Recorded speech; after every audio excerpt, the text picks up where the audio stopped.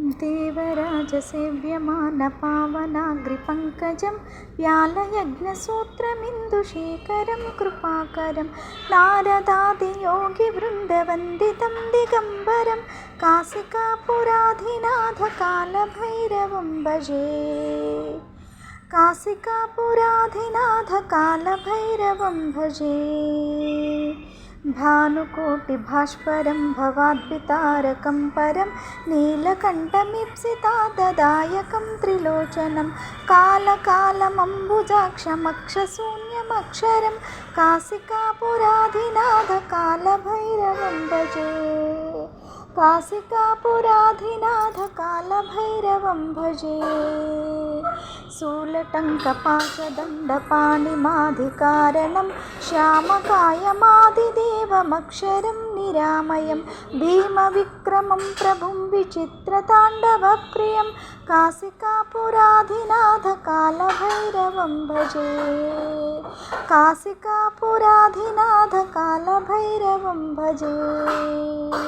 धर्मसेतुपालकं स्वधर्ममार्गनाशकं कर्मपाशमोचकं सुशर्मदायकं विभुं स्वर्णवर्णकेशपाशशोभिताङ्गनिर्मलं काशिकापुराधिनाथकालभैरवं भजे। काशिकापुराधिनाथकालभैरवं भजे। अट्टहासभिन्नपद्मजाण्डकोशसन्ततिं दृष्टिपातनष्टपापजालमुग्रशासनम् अष्टसिद्धिदायकं कपालमालिकाधरं काशिकापुराधिनाथकालभैरवं भजे। काशिकापुराधिनाथकालभैरवं भजे।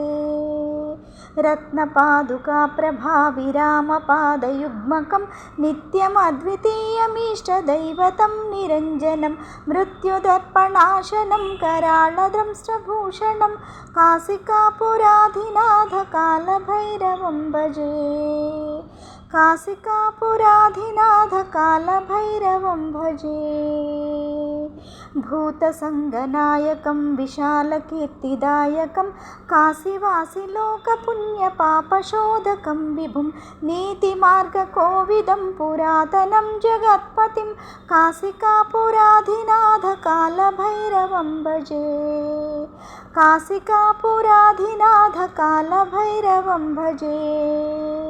कालभैरवाष्टकं पठन्ति ये मनोहरं ज्ञानमुक्तिसाधकं विचित्रपुण्यवर्धनं शोकमोहलोभदैन्यकोपतापनाशनं ते प्रयान्ति कालभैरवाग्रसन्निधिं ध्रुवम्।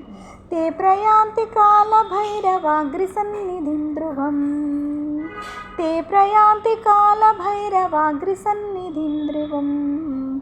ओम नमः शिवाय।